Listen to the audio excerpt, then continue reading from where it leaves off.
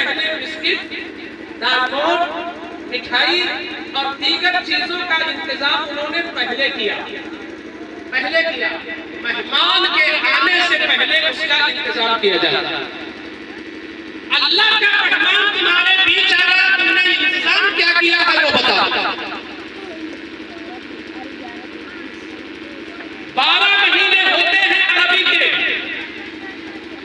11 مہینے کا ذکر قرآن میں نہیں ہے۔ اگر نام کے ساتھ کسی کا ذکر ہے تو صرف رمضان کا ذکر ہے۔ شوال، ذی القعدہ، ذی الحجہ، محرم، صفر، ربیع الاول، ربیع الاخر، جمادی الاولیٰ، جمادی الاخرہ، رجب، شعبان، یہ قرآن میں نہیں ہے، مگر ماہ رمضان اللہ فرماتا شہر رمضان الذی انزل فیہ القرآن۔ اللہ نے اپنے کلام میں اس ماہ کا نام اس نے خود رکھ دیا۔ شعبان کا مہینہ یا تو حدیث سے ثابت ہے یا ہم نے رکھا، مگر رمضان کی وہ قیمت ہے کہ اللہ نے خود اس کا نام رکھ دیا۔ پھر اس کے بعد کسی بھی ابھی اسکیم نکلتی ہے کہ معلومات دیوالی آ رہی ہے، فلاں آ رہی ہے، گاڑی خریدنا ہے، اچھا ایک اسکیم نکلنے والی ذرا رکے رہیے اور اس میں 5000 کا فائدہ ہوگا، اسی موقع پہ خریدیے۔ موبائل ریچارج کرنا ہے، ذرا رکے رہیے، یہ کبھی اسکیم نکلنے والی ہے، اس موقع پہ سال بھر کا ریچارج کرائیے، اس میں 500 کا یا 300 کا فائدہ ہے۔ آج اسکیموں کے چکر میں ہم رہتے ہیں، یہ ہماری فطرت ہے۔ لیکن اے مسلمان، تو دین کے معاملے میں اسکیم کیوں نہیں ڈھونڈتا؟ تم دنیا کے معاملے میں اسکیم ڈھونڈتے ہو۔ LIC کھلانا ہے، کہاں کھلانا ہے؟ پیسہ جمع کرنا ہے، کس اعتبار سے جمع کریں کہ زیادہ فائدہ ہو؟ دین کے معاملے میں بھی تو ہے کچھ، دین کے معاملے میں ہے۔ اللہ رمضان میں اتنی اسکیمیں کھول رہا ہے کہ 11 مہینے میں نفل پڑھو تو نفل کا ملے گا، رمضان میں نفل پڑھو تو فرض کا ملے گا۔ یہ اسکیم ہے نا۔ اور مہینے میں ایک فرض پڑھو تو ایک ہی ملے گا، اللہ اس مہینے میں 70 فرض لے گا ایک فرض کے بارے میں۔ ہمارا وہ وقت کیوں خراب ہو جاتا ہے؟ افسوس کی بات کہ رمضان جیسا مہینہ آ رہا ہے مگر ہم اس کا نفع نہیں لے پاتے، جبکہ حضور کی حدیث ہے کہ 2 چیزیں خاص طور پر شفاعت کریں گی قیامت کے دن، ایک چیز ہے رمضان اور دوسری چیز ہے قرآن۔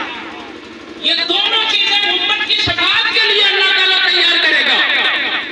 رمضان کہے گا میرے مولا اسے بخش دے، اس نے میرے لیے بھوک برداشت کیا، اس نے میرے لیے پیاس برداشت کیا، اللہ تجھ بخش دے۔ قرآن کہے گا مولا اسے بخش دے، اس نے تراویح میں کھڑے ہو کر بڑی مشقت سے مجھے سنا تھا، اسے بخش دے۔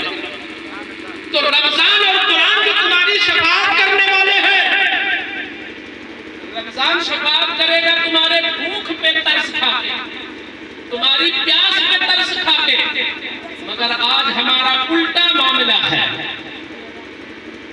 افطاری اتنی کر لو کہ پورے دن کی کسر نکال،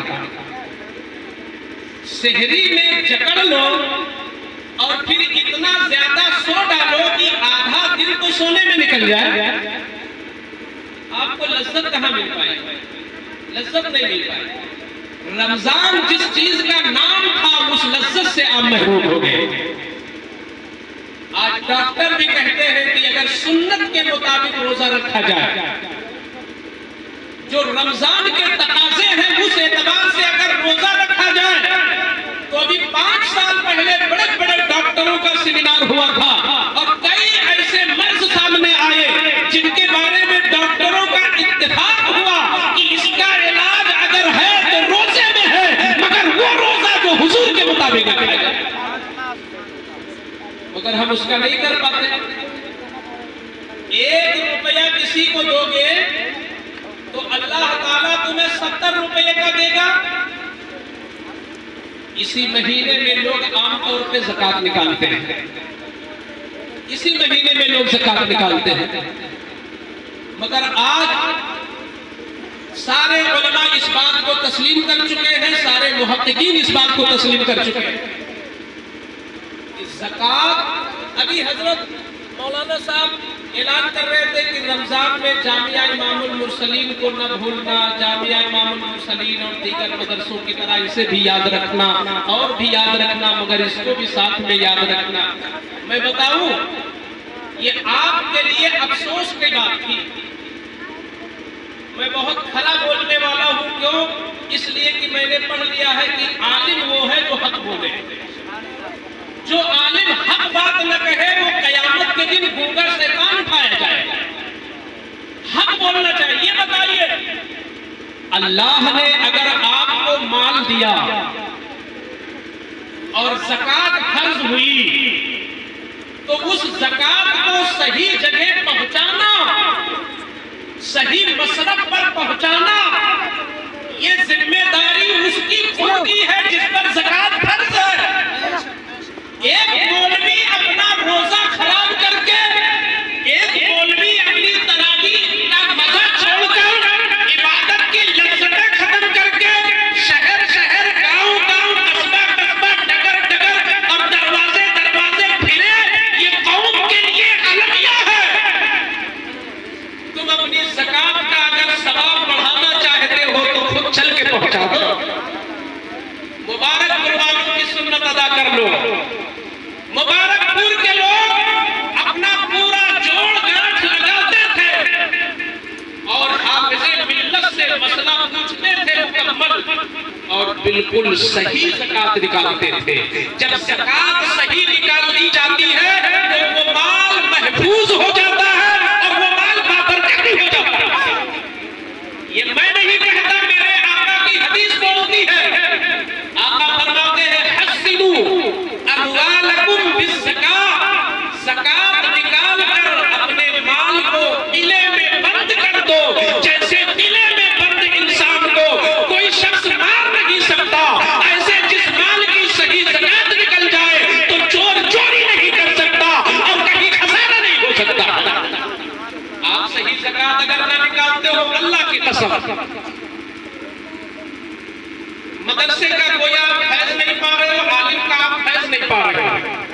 آپ اپنی ساری باتیں ایک عالم سے رکھو اور شریعت کی روشنی میں وہ زکوٰۃ نکالو، ورنہ کل قیامت کے دن، اسی لیے رشتے حلال کے علامہ کہتی والا نے بڑی اچھی تقریر کیا، اگر صحیح زکوٰۃ نہ نکلی تو اپنی زکوٰۃ آپ خود کھائے اور اپنے بچوں کو کھلائے۔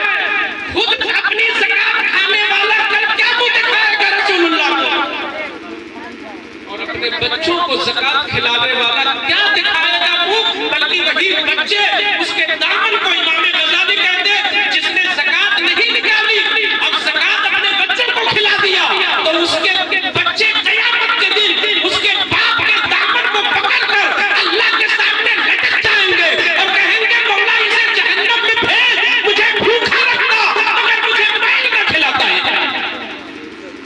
جن بچوں کی محبت میں ہم بچاتے ہیں، اور یہ بچاتے نہیں، ہماری بدعقلی ہے، اس لیے آپ سبوں کو میں دعوت دیتا ہوں، رمضان سے پہلے بتا رہا ہوں۔ اچھا دوستو، زکوٰۃ دی جاتی ہے تعاون کے لیے بھی، کہ میل بھی نکل جائے اور